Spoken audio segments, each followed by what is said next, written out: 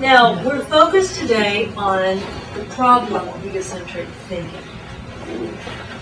And what we're going to do is work our way into this concept. And one thing that I wanted to do is to ask you to do this. As we move through the day, try to keep this question in the back of your mind.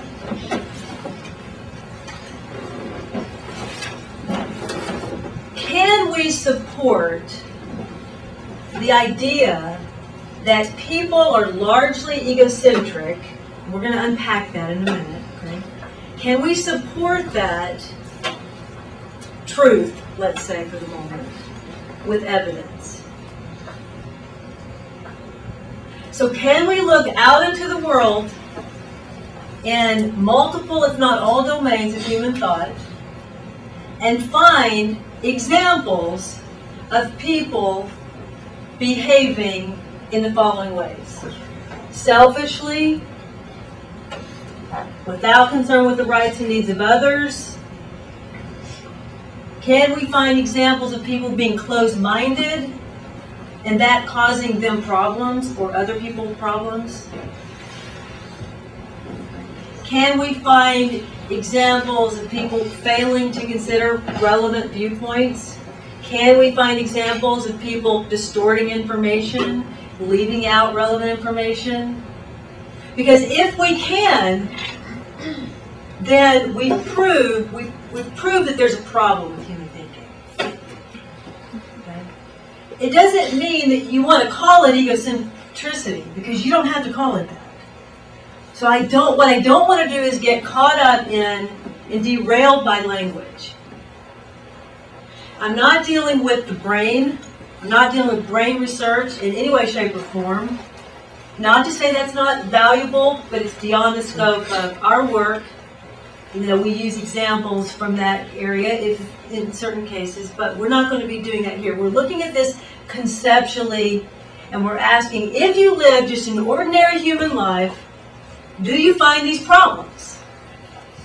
And if so, how do we account for them? And more important, what do we do about them? So we're not dealing with brain research, although there's merit in that direction. And we're not thinking of egocentric thinking as something that is a good thing. Okay?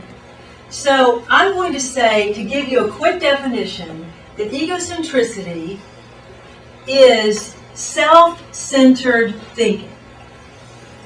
It is thinking which is coming from its own perspective. And it's self-protecting in a way that's dysfunctional. So if you say, yes, but isn't egocentricity really something that we need to be? Because we have to protect ourselves. I would say, number one, we do have to protect ourselves. Number two, there's nothing wrong with pursuing your own desires, as long as you consider the rights and needs of relevant others. So if you want to call that egocentricity, that is, egocentricity is pursuing your own desires and needs while considering the rights of others and protecting yourself. If that's the way you define it, then you won't want to use my word. You'll want to use a different word for what I'm talking about. I don't care what word you use. But I'm using the term egocentricity in keeping with educated usage. So if you look in a dictionary, you're going to find a definition whose essence I have not, I hope, violated. But I want to get that out there so that you're really clear about this. So you're asking yourself, can we document problems in human life that come from selfishness, self-centeredness, and the other aspect of egocentricity is, so back up. Egocentric thought does two things as an umbrella. One, it is selfish, self-centered, self-serving, without regard to how its thinking affects other people or other creatures. The second area, or second motivator, is it's self-validated. So the idea is that my way is the right way. So either my way or the highway. I am the way, the truth, and the light. If you want the answers, you come through me because I have them. This is the source for rigidity in thinking. So you can think of someone that you know who is highly rigid as a thinker. So you can talk to this person all day long and they're not going to change their view because they've got it figured out.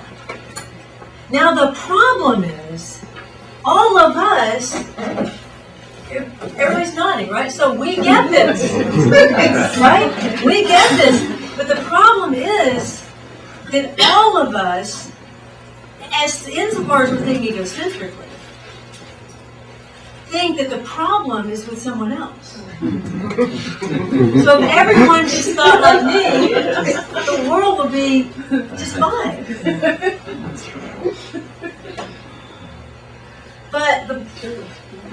And that's because egocentric thinking it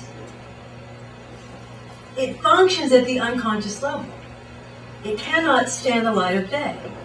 So the minute it starts to come to light, that is to the conscious level, something magnificent in the mind happens called self-deception. I deceive myself into believing that all of these selfish things that I'm doing are actually perfectly fair to everyone around me. I deceive myself into thinking that I'm telling you the truth when actually I'm telling you a lie. Or I'm telling you a lie, I might admit, but I'm doing it for your own good. Self-deception and egocentric thought, which is in its own way highly skilled. So we're highly skilled at self-deception. We don't have to learn that. Nobody's taught how to deceive themselves. This is a natural thing that the human mind does. So we're all walking around thinking we have the answers whenever we're the problem. So now, turn to your partner and discuss the main points you're getting from what I've been talking about now. So process a little bit. This is what I hear her saying. This is what I'm getting from it.